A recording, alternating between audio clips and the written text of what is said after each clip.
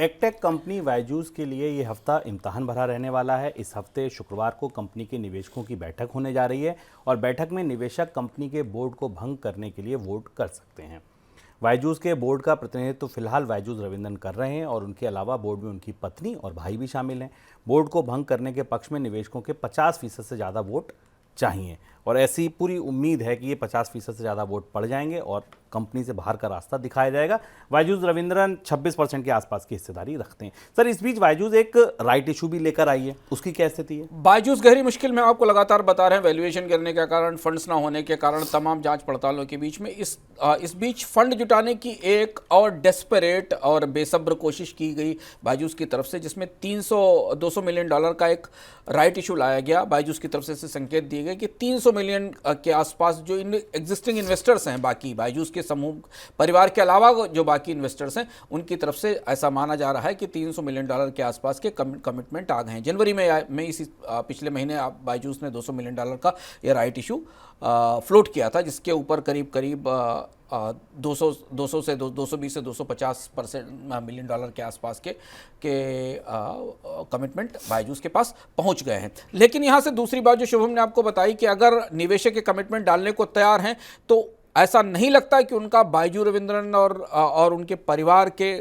पर अब भरोसा बचा हुआ है। तो आने वाले समय में बायजूस की मीटिंग की जो ईजीएम होने वाली है, जनरल मीटिंग होने वाली है, वो काफ़ी हंगामा खेज होने वाली है। अगर निवेशक पैसा डालने को तैयार होंगे तो क्या वो बायजूस के नेतृत्व में इस कंपनी को, बायजू रविंद्रन के नेतृत्व में बायजूस को चलाना चाहेंगे, ये देखना होगा। और बायजूस की इस मीटिंग में काफ़ी खींचतान होने की संभावना है। इस पर हमारी निगाहें बनी रहेंगी। आगे बढ़ते हैं दिन की सबसे बड़ी खबरों की तरफ।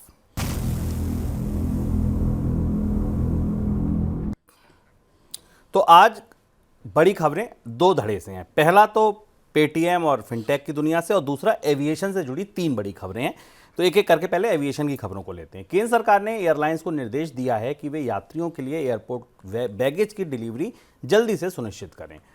Bureau of civil aviation security के मुताबिक प्लेन लैंड होने के 10 मिनट के भीतर पहला बैग बेल्ट पर पहुंच जाना चाहिए और 30 मिनट के अंदर सारे बैग की डिलीवरी हो जानी चाहिए।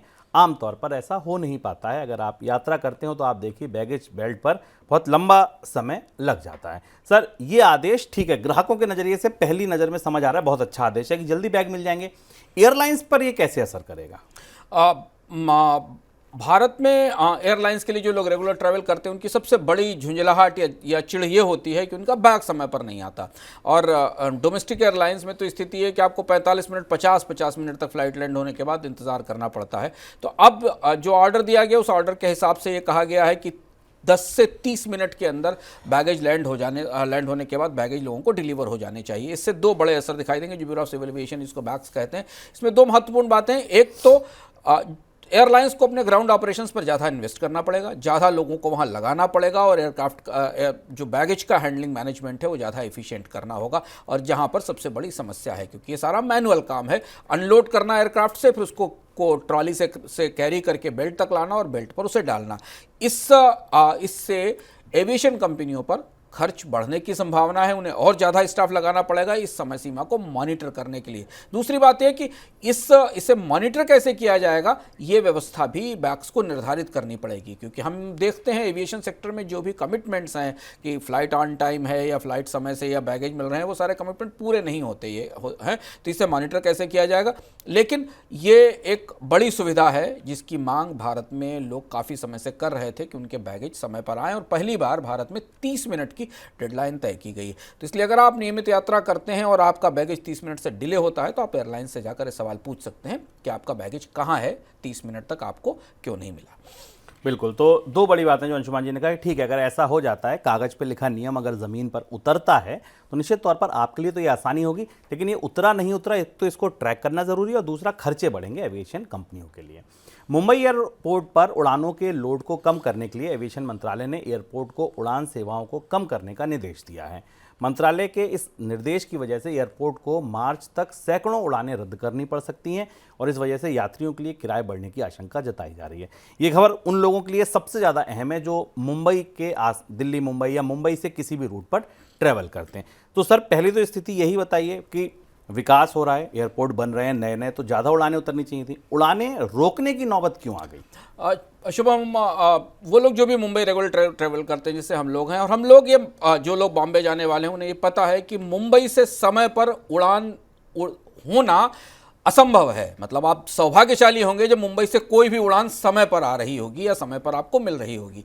स्थिति है कि आंकड़े बता रहे हैं कि इंडिगो की दिल्ली से जाने वाली उड़ानें 74% 75% टाइम पर जाती हैं। बॉम्बे से आने वाली उड़ानें केवल 44% टाइम पर जाती हैं। 60% उड़ानें डिले होती हैं। और यही स्थिति बाकी सारे एयरलाइंस की। ऐसा क्यों हो रहा है? इसकी वजह ये देख, एयरपोर्ट के विकास और सारी चीज़ों के बावजूद और मुंबई एयरपोर्ट के में नए नए निवेश और इनके बाद भी सच्चाई एविएशन की बिल्कुल दूसरी है जो हमें दिखाई दे रही है। ऐसा नहीं कि भारत में कोई बहुत बड़ी संख्या हो गई यात्रियों की, लेकिन मुंबई एयरपोर्ट का विकास और विस्तार होने के बाद भी मुंबई एयरपोर्ट की क्षमताएं बहुत सीमित हैं। जो छत्रपति शिवाजी महाराज इंटरनेशनल एयरपोर्ट है मुंबई का, वो दुनिया का सिंगल रनवे वाला बिजिएस्ट एयरपोर्ट है।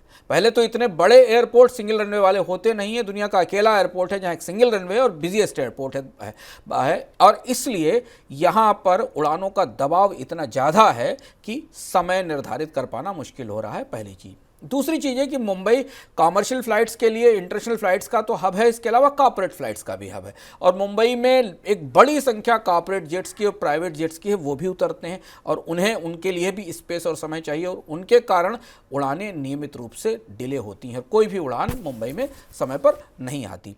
तो अब इसलिए जहां हम जो बात शुभम ने कही कि भारत में नए एयरपोर्ट बन रहे हैं, उड़ानों की संख्या बढ़नी चाहिए, लोगों को सुविधाएं तेज मिलनी चाहिए, उसकी जगह मुंबई में बिल्कुल उल्टा काम होने जा रहा है। मुंबई में होने क्या जा रहा है? मुंबई में एक नई व्यवस्था लागू की जा रही है जिसे हाई इंटेंसिटी रनवे ऑपरेशंस कहा जाएगा, HIRO कहा जाएगा। इसके तहत मुंबई के एयरपोर्ट के ऊपर अलग अलग टाइम बकेट्स में, अलग अलग टाइम जोन्स में, सुबह 8 बजे से 11 बजे तक, 5 बजे से लेकर 17 से 20 तक, और फिर उसके बाद रात के 9 बजे से लेकर 11:15 बजे तक के टाइम बकेट्स में उड़ानों की संख्या कम की जाएगी, कम उड़ानें लैंड की जाएंगी। ये माना जा रहा है कि हर टाइम बकेट में हर घंटे कम से कम 2 मूवमेंट कम होंगे, यानी एक डिपार्चर घटेगा, एक अराइवल घटेगा। एक विमान की उड़ान काटी जाएगी और एक विमान का उतरना रोका जाएगा। इसका मतलब समझ रहे हैं आप? कम उड़ानें पहुंचेंगी मुंबई, उन्हें कम उतरने की जगह का मौका मिलेगा, और इसलिए मुंबई के किराए में बड़ी बढ़ोतरी हो सकती है। क्योंकि जहां अगर 100 उड़ानें जा रही थी, अगर वहाँ उसमें से 10 उड़ानें कम होंगी तो उसमें कमी होगी। अब ये कब हो रहा है? जब भारत की 2 एयरलाइंस मुश्किल में हैं। एक तो बंद हो गई जेट एयरवेज, दूसरी गोफस्ट बंद हो गई, और स्पाइस जेट की सीमित उड़ानें बची हुई हैं। तो मुंबई और दिल्ली भारत का सबसे बड़ा सर्किट है, सबसे बड़ा एरिया, और मुंबई से पूरे देश के लिए उड़ानें जाती हैं, दिल्ली से पूरे देश के लिए उड़ानें जाती हैं। तो इसका असर शुभम सबसे ज़्यादा किस पर पड़ेगा? इसका सब असर पड़ेगा मुंबई से छोटे शहरों को जाने वाली उड़ानों पर। आमतौर पर एयरलाइंसेज ये करेंगी कि मुंबई से लखनऊ जाने वाली उड़ान, मुंबई से रायपुर जाने वाली उड़ान, मुंबई से जयपुर जाने वाली उड़ानें, इन्हें वो रोकने की कोशिश करेंगे। देखना होगा कि जब ये प्रक्रिया इंप्लीमेंट होगी तो उसका असर किराए पर कितना अधिक पड़ता है। कर्ज संकट में फंसी एयरलाइंस गो फर्स्ट के दोबारा उड़ान भरने की उम्मीद जगी है। क्यों जगी है? क्योंकि स्पाइस जेट के CMD अजय सिंह ने BGV एयरवेज के साथ मिलकर गो फर्स्ट के लिए बोली लगाई है। अगर ये बोली मंजूर होती है तो गो फर्स्ट के दोबारा उड़ान भरने की संभावना बन जाएगी। फिलहाल एयरलाइंस पिछले साल मई से बंद पड़ी हुई है। सर, उबर पाएगी गो फर्स्ट? फिर एक बार कोशिश शुरू हो रही है, तीसरी कोशिश है गो फर्स्ट के बंद होने के बाद। हालांकि स्पाइस जेट के पास खुद अपने उड़ान चलाने के लिए और उड़ानों के लिए संसाधनों की कमी है, लेकिन अगर गो फर्स्ट को सही ग्राहक मिलते हैं और जो ह्यूज लायबिलिटी गो फर्स्ट के ऊपर बैंकों की और क्रेडिटर्स की है उसे चुकाया जा सकता है, तो शायद इसे शुरू किया जा सकता है।